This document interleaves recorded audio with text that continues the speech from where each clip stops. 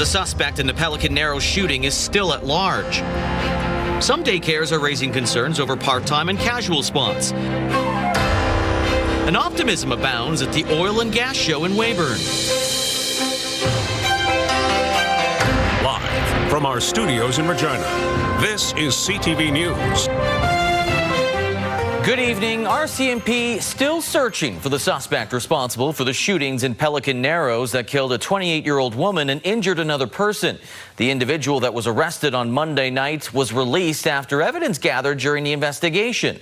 Jasmine Pelche has more on the suspect and a call for help from community leaders.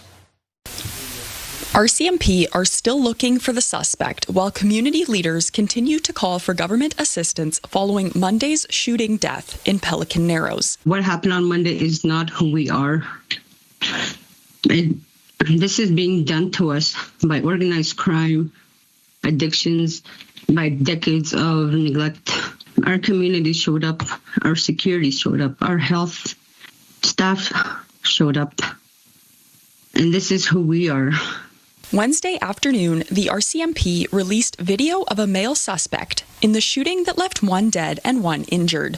A previous suspect has been released without charges. I can't speculate again the reasons why they released the suspects, but it's very disheartening to know and very troublesome for our community while they're in a state of high alert, right? They're traumatized with the incidents that happened. The deceased has been identified as a 28-year-old woman, and the injured victim is an adult male, now in non-life-threatening condition. Peter Ballantyne Cree Nation has identified both victims as band members from Pelican Narrows. RCMP believed there was an altercation at a residence between individuals who knew each other. RCMP believed the woman was injured at a residence, and minutes later, the male victim was injured on a road near the health clinic. The most recent shooting took place in the days following a visit from the Minister of Community Safety. The visit was in response to pleas from the community following a different homicide in Pelican Narrows several weeks earlier. Peter Ballantyne Cree Nation says it continues to speak with the RCMP, the province, and the federal government about filling vacant RCMP positions in Pelican Narrows. Pelican Narrows is taking steps to curb criminal activity with restrictions on motorized vehicles, as the community hopes for an end to the rising violence. Jasmine Pelche, CTV News, Prince Albert. Meanwhile, RCMP have arrested the man they believe is responsible for a homicide on the Montreal Lake Cree Nation. 19-year-old Trent Thomas John Bird was arrested today in Prince Albert. He's charged with one count of manslaughter with a firearm. 24-year-old Stephen Beattie was killed on the Montreal Lake Cree Nation in the early hours on Monday. Bird's first court appearance is tomorrow in Prince Albert. Well, daycare operators, some of them raising concerns about a policy change set to come into effect next month regarding $10 a day childcare. It caps funding for part-time and casual enrollment. But as Donovan Mace explains, the province says the change makes funding more accessible for more centres. I have no maternity leave left. Caitlin Gibson and her husband recently moved to Saskatchewan from Ontario. And after having a son 16 months ago, she returned to work but faced significant childcare challenges. I ultimately had to quit because we could not access reliable full-time childcare. The province's new agreement to continue $10 a day childcare came into effect April 1st. It also expands age eligibility to children who are 6 years old. It leaves us no choice but to put that pressure back on parents. Now providers are sounding the alarm about nearing changes to part-time and casual spaces, saying the province is cutting their funding. It's no longer $10 a day childcare. If parents are now paying hundreds of dollars more for administration fees and extended hours fees and fundraising fees and all these other fees. But the province says the opposite is happening. We are not discontinuing part-time spaces. As the change to the policy caps funding to a center's licensed spaces instead of the total number of children enrolled, which the ministry says will allow more daycares to enter the program. A 70 space center can have 70 children every day, but they don't need to be the same 70 children if they're having part-time kids come in. But we will fully fund them for 70 children. The NDP is calling on the provincial government to reverse course on the policy change before it's implemented. Might be the best deal that he could come up with, but it certainly isn't the best deal for the parents or the providers or the economies in small towns. They are not hiring additional staff. They're not feeding 2 children, and they don't have any additional occupancy costs. So we are fully funding that space. The new policy is set to come into effect July 1st. Donovan May, CTV News, Regina. There is strong optimism at this year's Saskatchewan Oil and Gas Show in Weyburn. High prices have prompted renewed activity in the oil patch. It comes as the provincial government nears the target date for a 25% increase in oil production. Wayne Mantika has more. It's a good time for the petroleum industry as drilling rigs tower over the Saskatchewan Oil and Gas Show in Weyburn. And I think there's a lot of optimism, and hopefully, especially with the Saskatchewan government being very supportive of our industry, I think that's great for everybody here. Strong prices come as the province works toward an ambitious goal of increasing crude production by 25% to 600,000 barrels a day. But indications are positive, and I haven't been able to say that for a very long time. The target date of 2030 is drawing near. We have an opportunity to take our oil production from what it is today to something far beyond what we even ever thought it could be. Each year, the Weyburn Show inducts a group of longtime industry leaders into a Hall of Fame. This year, the next generation was also present, the first students to complete oil and gas industry classes in high school. Getting to go where nobody else gets to go is kind of just, kind of bonus, and you get to meet all the nice operators. Like, everybody's super nice, hardworking, and it kind of just inspires you. Oil and gas is known for being a highly cyclical industry.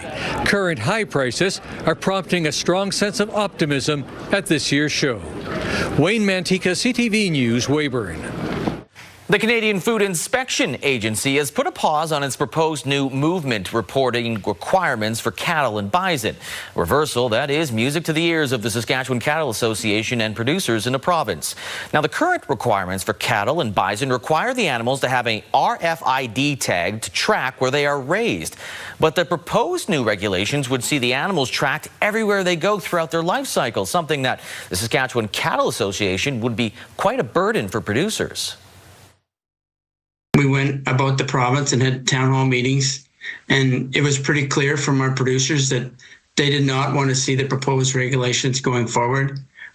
We relayed that message to the Canadian Cattle Association as well as CFIA, and so we were grateful of the announcement they come with yesterday. The Canadian Food Inspection Agency says it will continue to work with cattle and livestock industries to come up with future plans aimed at strengthening the country's livestock traceability program.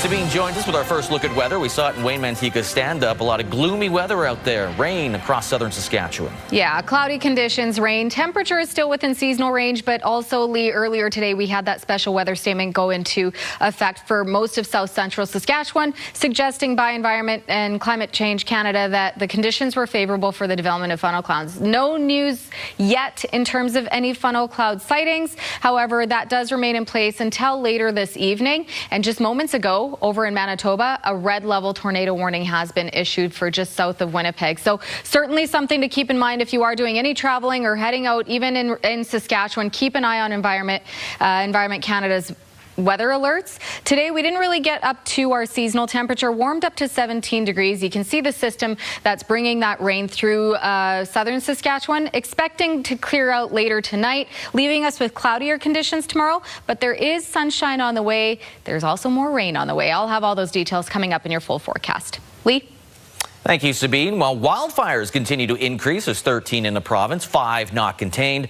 There is some good news as evacuees from 2 different areas are allowed to go home. But as Ali Madrick tells us, there is concern on what the next few months will look like. Nathan Peters is entering his 4th wildfire season, managing his family's logging company, and he says the challenges become larger each year. The instability.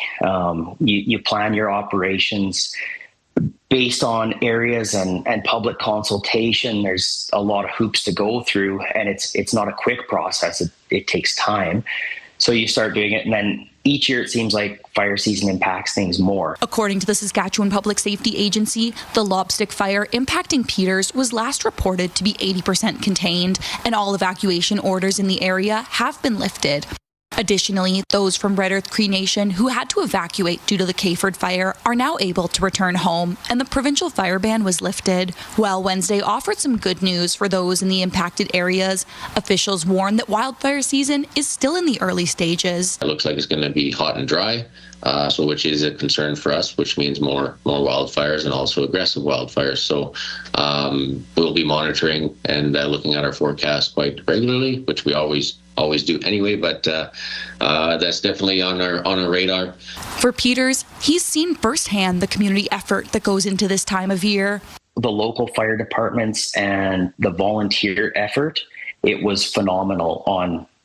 I seen it personally on one front. I was out helping for 2.5, 3 days with a trailer and water totes and a pump and fire hose that we keep for our forestry operations. While the community is remaining strong, Peters is anxiously waiting to see if any recommendations in the independent review report on the 2025 wildfires previously commissioned by the province will provide some guidance to help mitigate the damage.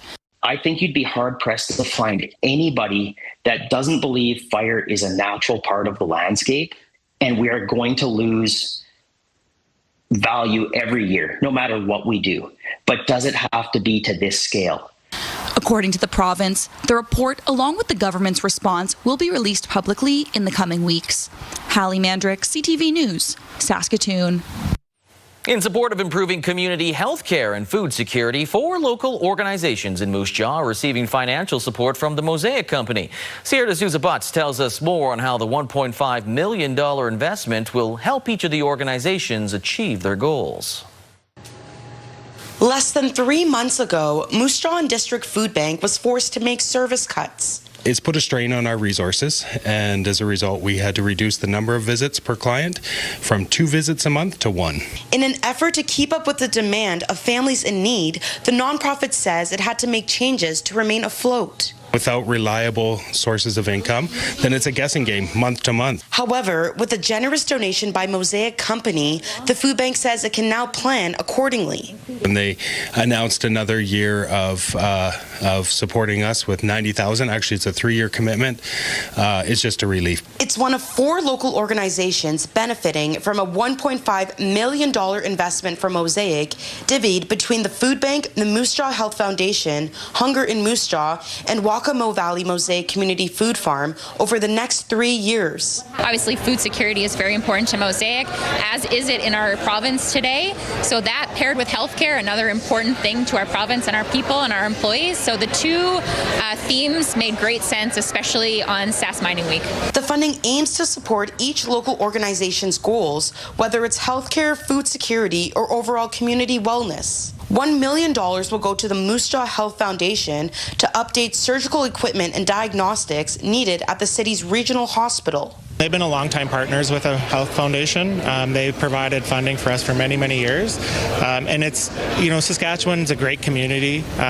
People give and always give, and so it's just wonderful to see. And I mean, we can't say thank you enough to them for everything they've done and continue to do for our communities. The Potash Company says it has been investing in Moose Jaw for over 15 years. So far, about $4.5 million have been donated to improve the community's well-being. Sierra D'Souza Butts, CTV News, Belle Plaine. 9 Saskatchewan residents were recognized last night with the province's highest honor, the Saskatchewan Order of Merit. The award recognizes citizens whose achievements have made a lasting impact in areas including agriculture, business, public service, the arts, research, and volunteerism. The recipients are selected by the Saskatchewan Honors Advisory Council through a nomination process. It is an impressive list of not just provincially known people, but nationally, internationally known for all the work that they do, and to be counted among that select group is really, truly remarkable. You strive so hard in life to be recognized for what you do, no matter what it is, but to be recognized by your home province is absolutely incredible. That's what it feels like to me. Since its inception more than 40 years ago, nearly 300 Saskatchewan residents have been given the Order of Merit. Well, not the ideal day to take a swim in an outdoor pool, but hopefully better next week, because the city of Regina is opening Wascana Pool on June the 9th. The other outdoor pools, Buffalo Meadows, Maple Leaf, Massey, and Regent, will open June 11th. Wascana Pool will have several themed swims in August every Thursday, 2 late-night swims on the 6th and 13th, a glow night on the 20th, and a movie night on the 27th. You can stay updated on all things outdoor pools by going to our website, or the website of the city, regina.ca/outdoor pools. Well, the name Terry Fox is synonymous in Canada with courage and resilience, 2 traits that are synonymous as well with every winner of an award named after the great Canadian, and that includes a student from Miller Comprehensive High School. Damian Smith introduces us to Hudson Walby.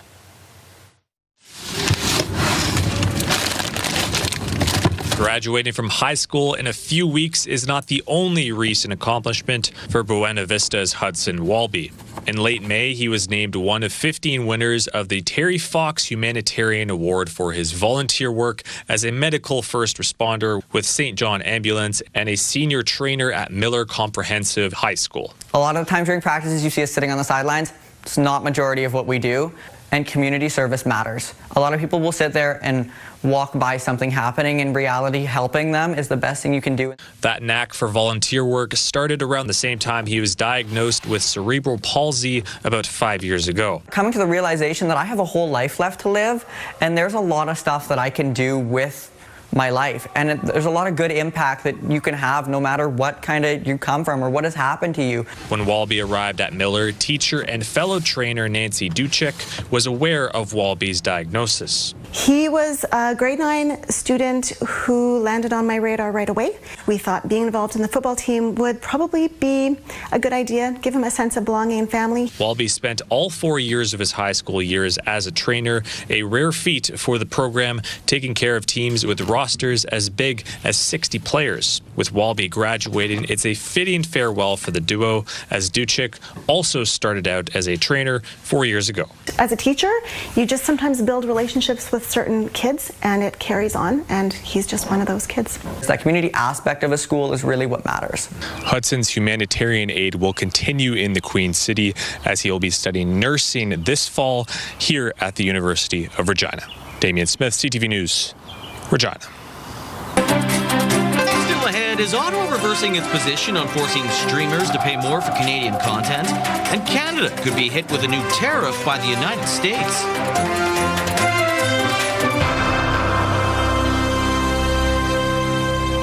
Is demanding the CRTC review a recent decision that could lead to Canadians paying more for streaming services, a trade irritant for the U.S. Last month, the CRTC announced that large foreign streaming services would have to spend more of Canadian revenues on Canadian programming. Annie Bergeron-Oliver has the latest. The federal government appears to be backing away from its fight to force streaming giants to pay more for Canadian content, one day after what Canada called positive trade talks in Washington. It's no secret to anyone that's been paying any attention to this that the USTR has identified these issues as a trade issue. It would be disingenuous to suggest that this is the single issue. The reality is we're impatient to make sure that the sector stays vital and stays supported. Last month, the CRTC announced it was tripling the amount companies like Netflix and Disney had to pay for Canadian content, increasing fees from 5% of their Canadian revenue to 15%, a move the Conservatives strongly opposed. When we debated this in the House of Commons, the Liberals faux-pas us. They made it sound like it was no big deal, that this tax was being widely accepted. That's not true. Days after saying they couldn't act, Ottawa is now asking the CRTC to review that decision, saying it could increase costs for consumers. It's actually good to see the government admitting that some of their the choices that they've made in terms of the legislation, in terms of the regulations, are actually going to have downstream impacts on consumers. But many experts say it's about more than affordability. It's about appeasing the Americans who have repeatedly called the Online Streaming Act a trade irritant. The CRTC's move was largely seen as provocative, an annoyance, an irritant to those trade negotiations. And so essentially what the federal government is doing is removing that annoyance from the playing field. The streaming companies' fees were supposed to help Canadian producers, but no money has ever gone out. It's all been tied up in the courts. To help that industry, the Canadian government today announced a $600 million investment. Annie Bergeron-Oliver, CTV News, Ottawa. The Trump administration is taking a new approach to global tariffs after the U.S. Supreme Court struck down previous ones earlier this year. The focus now is on curbing imports made with forced labor and a proposed new 10% tariff on Canada and other trading partners who allegedly failed to comply. Abigail Beeman has more on our federal government's reaction. Hello.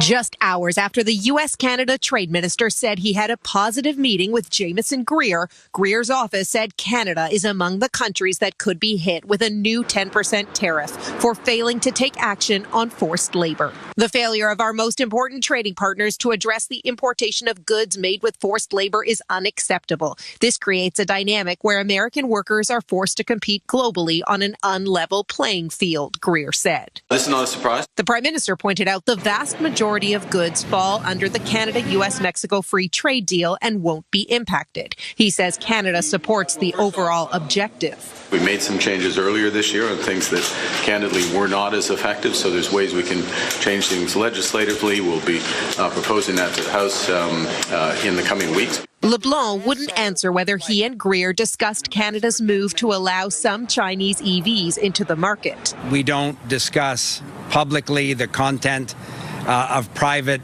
conversations or private discussions. U.S.-Canada expert Christopher Sands says the U.S. is intentionally moving some trade irritants outside CUSMA. The good news is that might mean the USMCA could move as far as renewal, or that the negotiations could be more constructive going forward.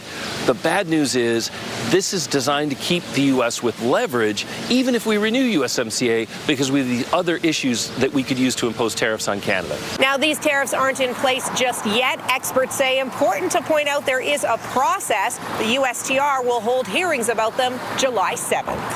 Abigail Beeman, CTV News, Washington. The U.S. President Donald Trump is confirming some strong language he was reported to have used in conversation with Israel's prime minister. The New York Post asked Trump if he had called Benjamin Netanyahu crazy, among other things, as the two men navigated the fallout of the conflict their countries launched against Iran. I did. I wouldn't say angry. I was a little bit perturbed at his constantly fighting with Lebanon. You know, at some point I said, Bibi, we got to stop this. We got to stop it. But I have a very good relationship. We've done well together. He always says. Israel and Iranian-backed Hezbollah militants have continued to exchange fire, even as Israeli and Lebanese representatives meet in Washington to try to discuss potential agreements. Iran has said ongoing fighting in Lebanon will prevent a broader deal from happening with the United States. Coming up, despite closing in on becoming a centurion, a woman in Humboldt continues to dazzle with her skills on the piano.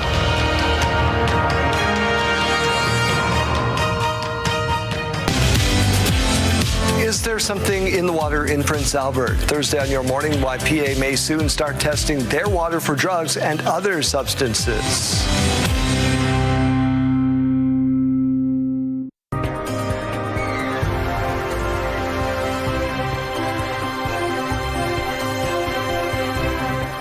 All right, welcome back. Taking a look outside right now. Some darker clouds in the background there. Seeing some rain throughout parts of southern Saskatchewan, including right here in Regina. Current temperature 17 degrees, winds just under 20 kilometers an hour. We actually didn't see some very strong wind gusts in the Regina area today, but that could change as we continue into the rest of this week, into the weekend as well. Now, we're still seeing these special weather statements in effect for south central Saskatchewan. Again, Environment and Climate Change Canada's message saying that the conditions are favorable for the possible development of some funnel clouds. No watches, no warnings, nothing cited just yet. It's just that the current weather conditions are favorable for the possibility of those developments. Now, this statement should stay in effect until we get into later this evening. As we head into this evening, a lot of the precipitation that we have, this active weather that's sticking around in southern Saskatchewan, is going to start to break up. It is in the Yorkton area that we could possibly see a risk of a thunderstorm coming through the area, but it's a system that's quick moving and will continue to make its way into Manitoba as we head into the overnight. First thing tomorrow morning, most of southern Saskatchewan starting out with mostly cloudy conditions, and the Maple Creek area expecting some rain first thing in the morning as well. Eventually potentially moving into the Swift Current area as we head into the late afternoon. We should start to see the clouds breaking up as we head into Thursday night, which will leave us with clear conditions by Friday. There's still some scattered precipitation we'll see throughout the day tomorrow in the southwest, and then we will see some more rain coming through into northern Saskatchewan as we head into Friday. But by Friday morning, you can see most of southern Saskatchewan looking at mainly clear conditions, and that'll stay that way as we head into Saturday as well. And other than that, it's just the temperatures we're going to be seeing continue to climb just a little bit more, at least more than what we're seeing today. By Saturday, however, we can expect to see more rain on the way. So between now and to Thursday morning, as we saw that system coming through the parkland there, Yorkton could see up to about 6 millimeters of rain, about 1 millimeter for Hudson Bay, and Maple Creek starting to see that rain coming through tomorrow morning up to about 2 millimeters, and you can see that number continue to climb by Friday morning up to 4 millimeters for Maple Creek, 2 for Swift Current and for Estevan, and not a whole lot for the rest of southern Saskatchewan there. But like I said, as we head into Saturday, that's where we're going to start to see more of that rain coming through. I'll talk more about that as we take a look at your 7-day forecast. For temperatures, though, we are in that seasonal range tomorrow for daytime highs. 21 for La Ronge, mainly sunny, 22 and a mix of sun and cloud for La Loche, 18 for Lloydminster and Prince Albert, seeing a little bit more cloud cover moving in. Saskatoon tomorrow, 22 degrees. Cloudy and 17 for Yorkton, expecting that rain tonight, though. 19 and mostly cloudy for North Battleford, and then the southwest back in the 20s. Maple Creek, a risk of a thunderstorm tomorrow. Mostly cloudy for Swift Current at 20 degrees, and then the southeast, same story, back in the 20s. Seeing a little bit more of that cloud cover, and Assiniboia and Weyburn could possibly see some scattered precipitation tonight. For us in the Regina area, 9 is the expected low, winds up to about 15 kilometers an hour, and that's staying that way heading into tomorrow, and 22 is the expected high with a mix of sun and cloud.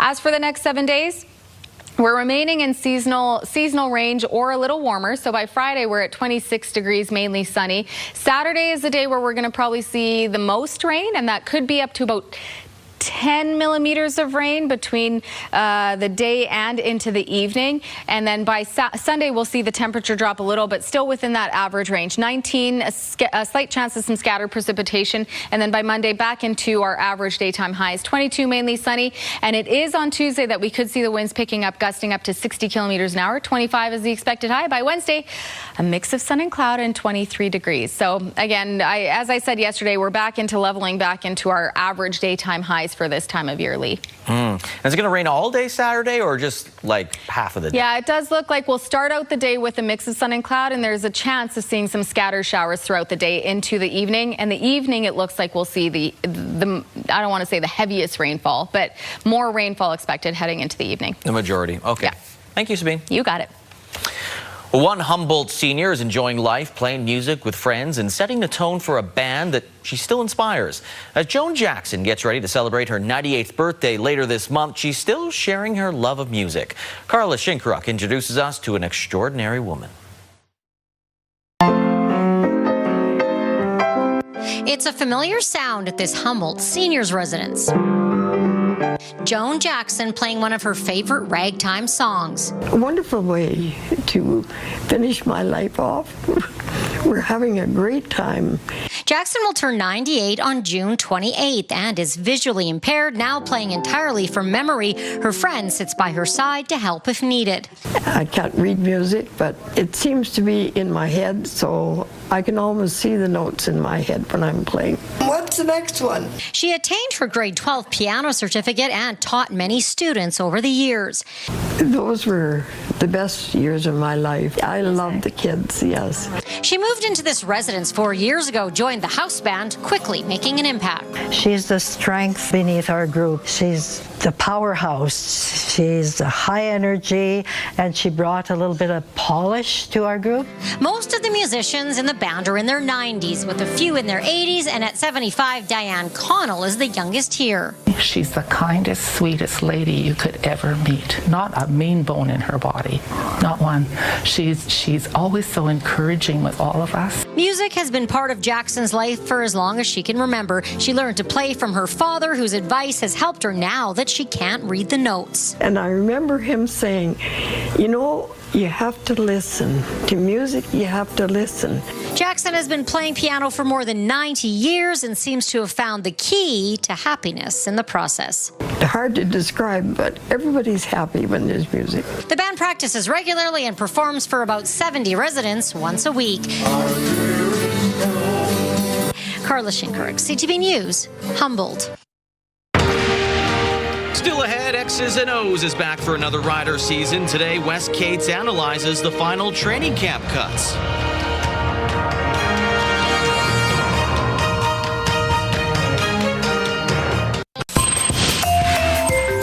Here's what's happening in our community. Assiniboia garage and yard sale is happening on June 6th throughout Assiniboia. For more information, you can call 306-640-8800. And the Pony Express on the Prairies is happening June 6th at 10 a.m., starting in the town of Francis and ending in Fillmore.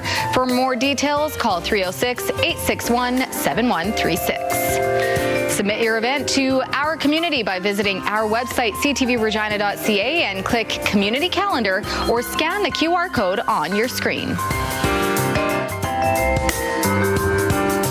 Well, the first meeting of the year between Regina and Saskatoon, a rematch of last year's Western Canadian Baseball League East Division Final. MLB teams will say in spring training, we don't 3-1. That one's hit high and hard into left at the wall. It is gone. Yeah, third inning grand slam by Nash Nichols assisted the powering the Berries got to a 10-1 lead at one point. The Sox almost got a miracle comeback with another homer by Brady Bye. He continues to hit the ball hard, but Saskatoon takes it 11-10. Elsewhere, the Weyburn Beavers beat Moose Jaw 8-1. Swift Current lost badly to Medicine Hat 24-2. And by the way, tonight's game in Moose Jaw versus Weyburn has been postponed due to rain.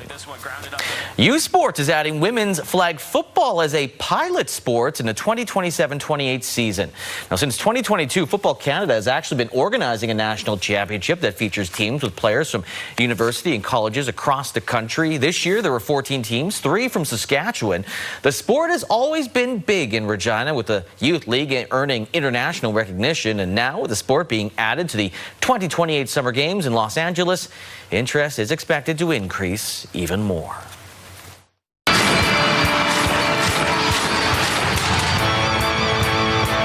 Welcome to another edition, the first edition of the 2026 X's and O's with Wes Cates. Wes, I would love to talk about a game, but the Riders have a bye to start the season. We got to wait till next week when they get the home opener against the BC Lions. So today we're going to discuss the decisions they had to make after training camp, the final cuts. Some interesting ones with them going over Connolly instead of Mario Anderson, who the average, he had double the average of Connolly, but I have a feeling that might be a blocking thing they made on that decision. And then they have 4 quarterbacks on the roster right now. Yeah. They might change it before game time, but if they played with the roster they have right now, you have 4 quarterbacks and 6 DBs and 6 O-lines. So what are your thoughts on what you saw when they made their final selections? Yeah, I thought they saw so much out of Braden Shager. Welcome back, starting off the season. It's too bad we couldn't get a game out of this first week. Should have got more preference for the Riders being champs, but I digress.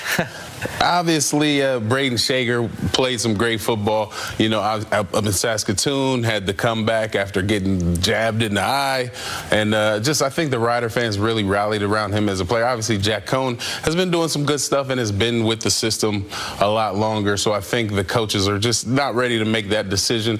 And they just feel like, obviously, Tommy Stevens, being the premier short yardage quarterback in the league, got to keep him on the roster. Trevor Harris being your guy. So I think they just moved the roster around to kind of accommodate those guys. I think that actually Mario Anderson was a little bit too much like A.J. Ouellette, and I think that Quali Conley gives you a little different look, and I think he's got some more breakaway speed that I think entice the Riders management to keep him instead.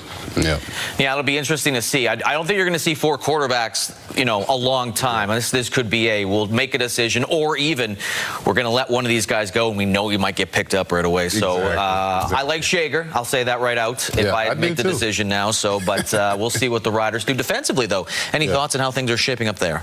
Yeah, I think They've got a lot of D linemen. Some they left on the practice roster. Some guys. I think we got, definitely a couple of guys that I was kind of surprised. I wasn't sure. Jalen Pate got put on PR. Desmond Evans and Justin Weaver, the two guys that I think they're going to kind of give the first go at being that Russian star. And then they brought in a couple of vets from around the league to kind of shore up the D line and make sure that there's some guys in there that know what they're doing. But I think they're just kind of trying to feel things out.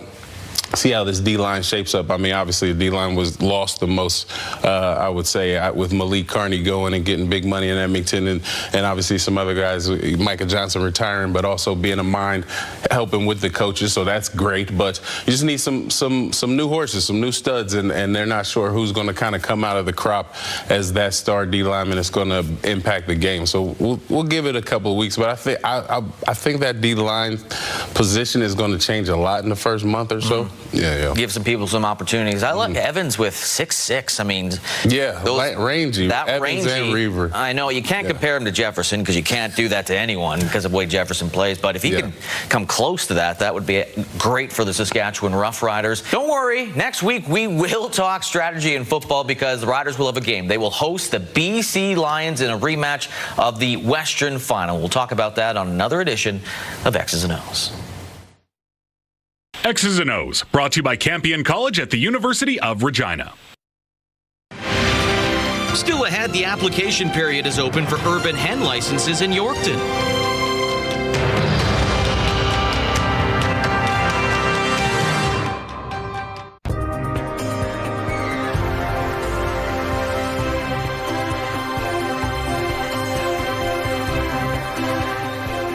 Welcome back. Let's take a look at your rural forecast for tomorrow. A little cooler in parts of eastern Saskatchewan. Cloudier conditions and 14 for Hudson Bay, 16 for Wynyard and cloud conditions there. 18 and cloudy for Spiritwood, but a little bit of sunshine in Lloydminster. Also expecting 18 as the high. 20 and a mix of sun and cloud for Meadow Lake, Kindersley and Outlook. And 22 and a mix of sun and cloud for Watrous. Closer to the southern border. We're back into the 20s for most of the south, but expecting some rain and a risk of thunderstorms for Maple Creek, 21 degrees there, 19 and rain for East End Cypress. And over in the southeast, 17 and cloudy for Broadview, 16 for Kenora and cloud cover there. Carlisle, 20 degrees, a mix of sun and cloud. In Lumsden, Pilot Butte, 22 with a mix of sun and cloud. If we take a closer look at Govan tomorrow, mostly cloudy conditions. Could start to see a little bit more sunshine heading into the afternoon. 21 is the expected high, with the winds anywhere between 10 to 20 kilometers an hour.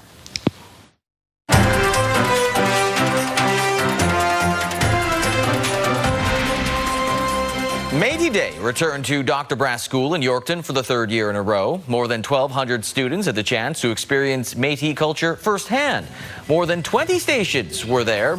Métis elders shared their wisdom and craft. Bannock and soup were available to taste, and students watched skinning and tanning at other stations. And for the first time, you saw earlier, the event featured jigging dancers from Manitoba. Now, the community has changed a lot, so now, everyone's together. Organizers say Métis Day is so popular, they are actually considering making it a two-day event. Well, Yorkton residents now have the chance to keep backyard hens on their residential properties. After City Council approved the motion earlier this year, applications for the Urban Hens program opened up on Monday. 5 licenses will be granted to residents, allowing them to keep up to 5 hens on their properties. The program does not allow roosters or chicks, and it sets out strict requirements for proper care and coop sizes. The Urban Hens program follows a successful pilot project last year. It's going to be an educational piece for their children. They're going to have birds that they look after. So, I mean, it's almost like pets. But then there's also the production of eggs and kind of tie back to an educational piece and an agriculture piece so that the kids can learn. So how popular has this been? Well, the mayor says there are already twice as many applicants as there are available licenses, and that's just so far. Oh, let's take a look at the farm market boards. Canola street price is up $2.30 after a really good jump at the close of the market yesterday. It's at $756.05 per ton. Well, the futures price, big jump, up more than $20 to $798 even per ton. Amber, Durum wheat, no movement, $285.20 per ton. Red spring wheat dropped again by $2.63 to $272.36 per ton. Feed barley, $261.21 per ton. And flax, no movement there. It is sitting at $630.54 per ton. Those prices courtesy of Bunge and Ice Futures Canada. Stock markets are in front of you. TSX is down 367 points. The Dow Jones dropped by even more, by 620 points. The Canadian dollar dropped more than 0.3 cents to 71.96 cents U.S. Dropped below that 72-cent mark. Commodities of gold. Gold was down 15 cents. West Texas Intermediate crude jumped up $2.26, putting it past $96 a barrel. And a big jump for Western Canadian Select crude, up $5.29. So how much that maybe impact gas in Regina? Didn't, at least for now. It went down again. In most places, you can find it for $1.65.9 per liter.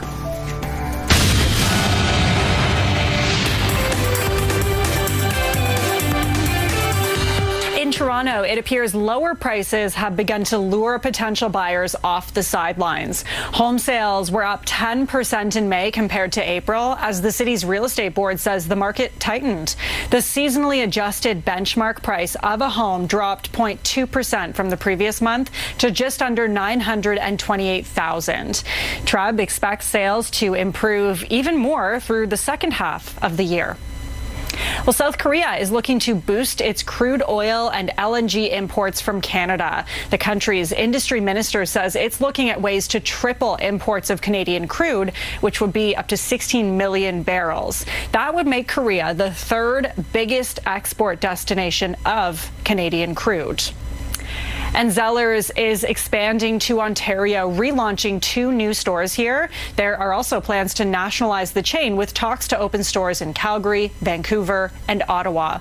The Ontario stores will introduce snack foods and toys. That's a category the owners of Zellers initially wanted to leave out because of competition with retailers like Walmart and Amazon. Those are your business headlines. I'm Lindsay Biscaya.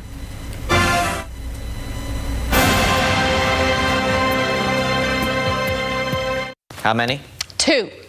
Master Chef, followed by The Floor at 8 o'clock. Then we've got Triple Big Bang. I was wrong. E-Talk at 10:30. And then you've got your national news and then local news at 11:30. And Edmonton Acro Group, that's coached by Jill Ford, the daughter of former Riders player and GM Al Ford, impressed the judges on America's Got Talent.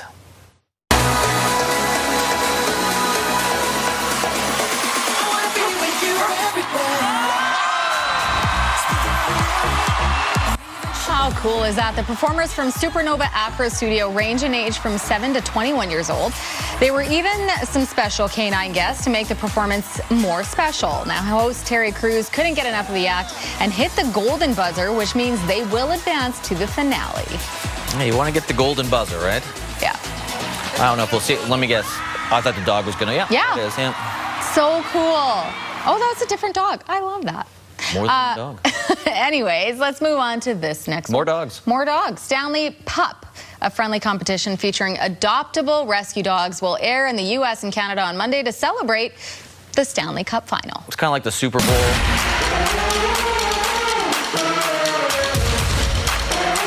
Okay, cute. They do it with Super Bowl. They do it now with the 32 NHL teams represented by a 4-legged friend, many of which will be available for adoption. Brandywine Valley SPCA. Brandywine, they made Aliens, the movie.